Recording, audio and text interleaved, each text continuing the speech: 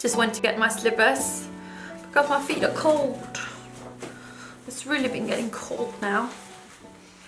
Hey guys, and welcome to my second episode of my love advice series. If you haven't seen the first video, I think you should go do so. In the first one we talked about open relationships and monogamy, and it was pretty interesting, and more than that of course. So I'm gonna put a link down below and I think you should go check that out as well. I've brought myself a cup of chocolate milk because maybe this video is gonna be a long one.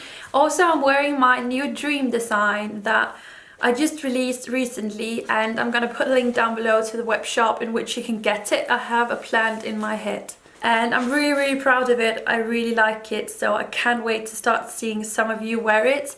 If you get one, please post a picture and use the hashtag #BuyEliseBuch. In that way I can see you wear the designs, and it just makes me so excited. So it's finally out. Go support me if you want to. It makes a big difference for me. So but before we're just gonna get started, just two quick things. One, as I told you in the first video, I'm not a love expert. I've been living for 23 years, and that's kind of the expertise that I have. Like, I have had a love life. And second of all, I'm gonna give all of these questions numbers, and therefore if there is something you don't think I answer good enough, or if you have an extra comment to something that you want to add, you can go down in the comments down below and write, as an example, question 1, and then your comment or your addition to my answer. So let's get started with this video, love advice number 2. Let's see what you guys have asked me on Instagram. So question number 1 is, what do you do when your family hate the boy you are dating? This summer I was hanging out with a boy. My mother began to get annoyed because she didn't know him. She said, "You are out all day hanging out with a complete stranger." And I said, "That's not a problem. We could come here for dinner and you will meet him." So we went home for dinner, and that choice was bad. My mother said that he was weird and ugly, his clothes were weird, and so on. To me it sounds like your mom just barely met him, like she's met him once. And if he is very different from what she had expected for you to bring home, I think you can just expect that she will need some time to just get to know him and see that he is a great guy. To me, it would have been horrible if I brought back home a boy and my family didn't approve of him. It would be very tough because I'm very close with my family, so it would mean a lot to me, or it would be very damaging to me if they didn't like my new boy, my new guy. But at the same time, I think it's very important that no matter who you decide to bring home, your family will be supporting you and they will accept him because you picked him out, you fell in love with him, and that's like the main thing here. You described him as a bit of a hippie and like maybe very different from what your mom would have expected for you to bring home. I think you need to give her time. I think if he is such a nice guy and he's perfect for you, then she will get to know him, and by time she will be more accepting. There's nothing really that you can do at the moment besides from just letting your mom see all of the great sides that there is to him, and let her see that he makes you happy and you chose him for a reason, that you really like him and he's good for you, okay? So I would say give her some time, cut her some slack. Maybe she was a bit surprised by your choice, and then just let her know how wonderful he is to you. Question number 2. Hi Elise, I recently did a lot of traveling overseas, and while I was away I met a boy who I fell in love with. We spent nearly 6 months together, but eventually I had to go home. He lives in Berlin and I live in Melbourne, Australia. Do you think this can still work? What's your thoughts and opinions? So from Berlin to Australia, that will pretty much be the same as if I found someone in Australia. There is a lot of things to take into consideration here, like how often will you be able to see each other? That is the main thing that pops up in my mind. Like, will you be able to see each other like once a year, twice a year? Because to me, also this is very different from person to person, but I wouldn't be able to keep going from seeing a guy a couple of weeks every year. It would break my heart to see him go back home or to leave him. There would be too much pain to take into consideration that I think I would pull myself out of it. It's very individual.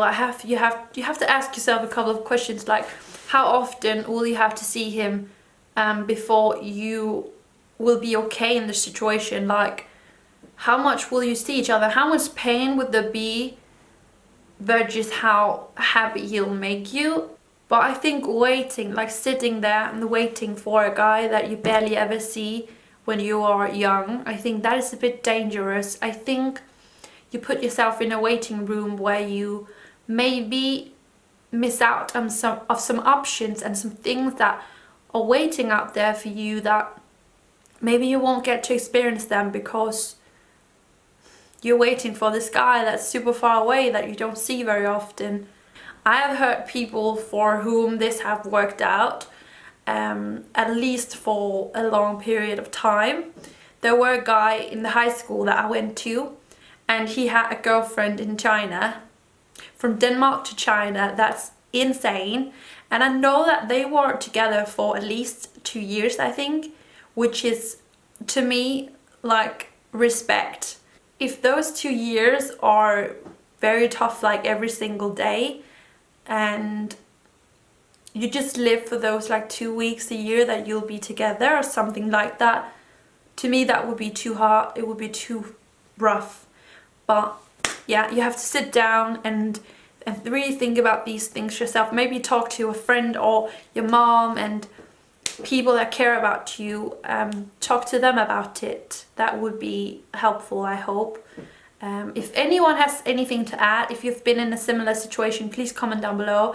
I've never experienced anything that crazy, so I can't really say. So hopefully somebody maybe will be able to help you in the comments down below.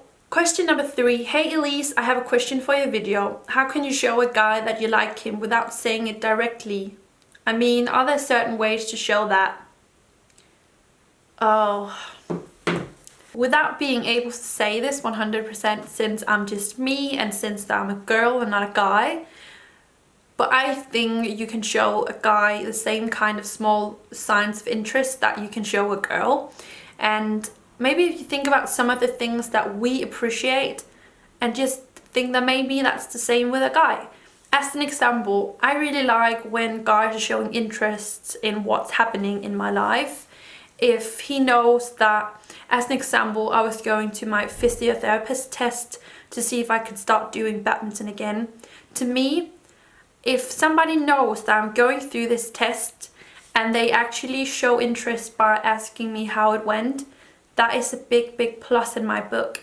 It shows that you are concerned and you're interested. To me, that's a very, very strong thing, to actually show some interest in what's happening in the other person's life.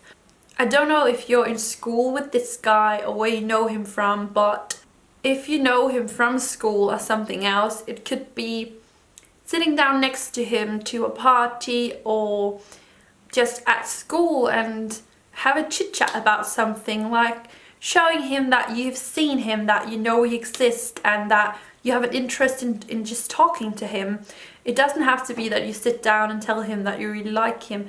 It can just be showing that you want to talk to him, you want to spend some time in his company, with his company. Like, it doesn't have to be that crazy.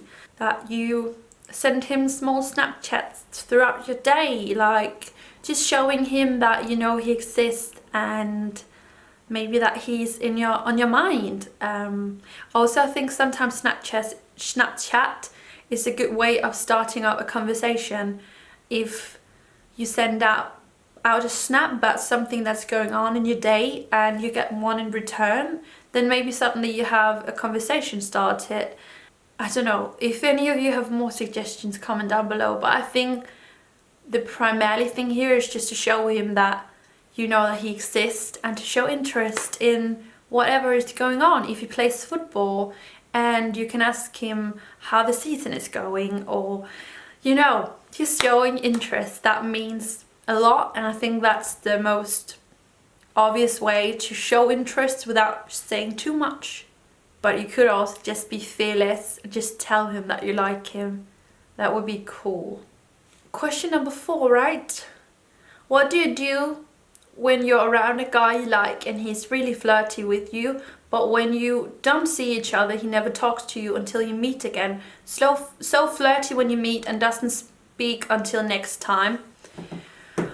Oh, I have experienced this as well, like recently. I was on a date with a guy twice, and when we were on a date together, he was very flirty, he was showing a lot of interest and he was very charming. But when we weren't seeing each other, I didn't really hear from him much. And I think there is more than one thing to take into perspective here, because there's a big difference from person to person, like how much do you actually use your phone, how many messages do you send around throughout a day, is it a normal thing for you to do, or if it's something you barely ever do. And also, does this person know that you're interested as well, or is he just trying to be flirty and charming when you see each other, but is he actually aware that you like the attention and that you like his company? That's another thing. And also number 3, maybe he is just a super flirty type of person. Maybe there isn't really a big interest in the flirting. Maybe that's just who he is. I ended up giving up on this flirty guy that I was seeing a bit, because it's not enough for me. And that's also another thing to consider. If you don't see each other very often, this opportunity that you can text each other and Snapchat each other, that's a big help. Like if this guy knows that you're interested and he still isn't using all of these opportunities to get in contact with you, I would be a bit afraid if he was really that interested. There's a big difference on being interesting to someone when we are physically in the same room, because there's a lot of things that could happen when you are here together now if you're doing a good job trying to flirt and be cute and charming. Does that make sense?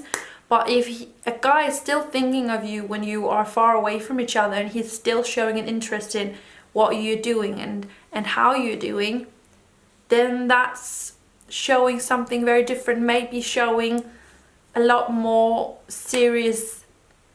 It just makes me too uncomfortable if he's only interested when we are together. And to me, that's not enough. It's also something where I'm like, would this be enough in the future as well? Like if we started seeing each other for real and I didn't really hear from him in between that we saw each other, because, okay, let's be real, how often can we see each other? Maybe once a week, once every second week, depending on how far away we live from each other. Would that be enough for me, just to see each other once in a while but never really talk in between? And no, it wouldn't. So I think there's a few different things that you have to take into consideration, like, does he know that you're interested as well? How much does he use like texting and messaging and Snapchat and so on? And what kind of guy is he really like? Try to just analyze him a bit to see if this is just a type of person that he is. Is it just because he really isn't that interested and that it's just in the situation? Try to just analyze a bit and see what you can conclude. I think that's what I would do.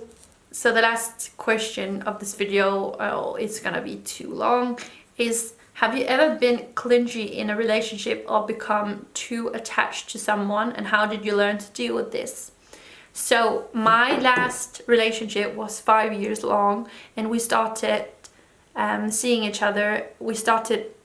We became a couple when I was 17, so I was very, very young. At that point, I was also in a bit of a sad situation. Like, I have made a video about my high school experience, and I can put it down below if you haven't seen it. But my high school years weren't the best. And since that wasn't too good, I was very busy with high school, all of the studies and homework and stuff. Daniel became the one person, the main person in my life, because I closed off to so much else.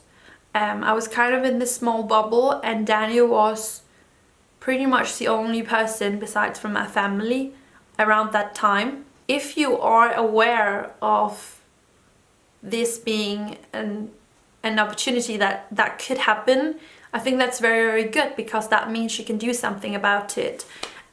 It's very, very dangerous to close off and just be those two people, like just you and your boyfriend or girlfriend or whatever, because the chances are, let's just look at the stats, that someday you are probably gonna break up.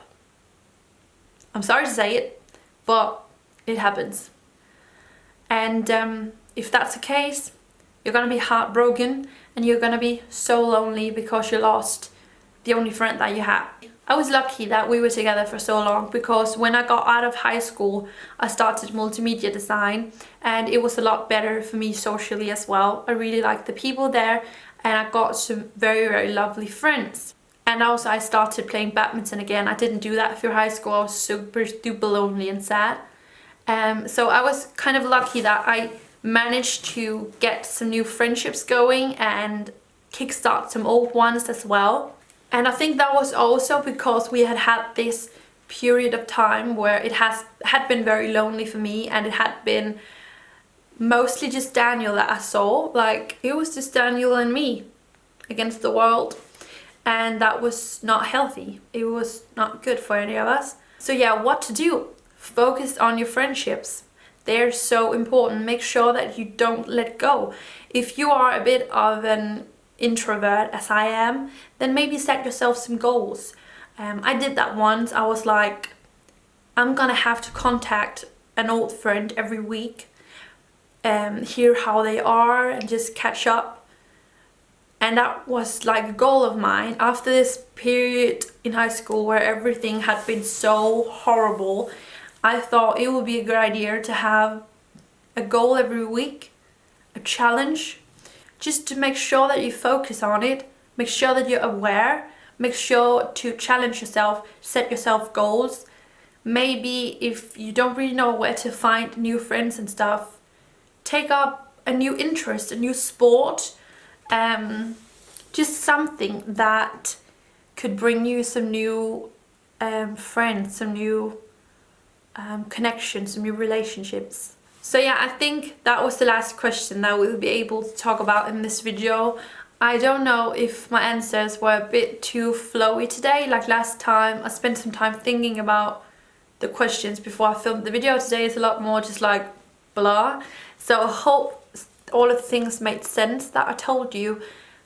Please comment down below if you have something to add to some of the questions. I'm not an expert on these topics. Not at all. I'm just talking from my own experience. So if any of you have anything to add from your experience and from your life, comment down below. There's nothing right or wrong. And I'm going to say thank you so much for watching this video. Leave a thumbs up if you enjoyed it. If you think I should make a third episode, then comment down below and leave a thumbs up. And subscribe if you aren't. And I'll be back again here tomorrow, because I post videos from Monday to Friday.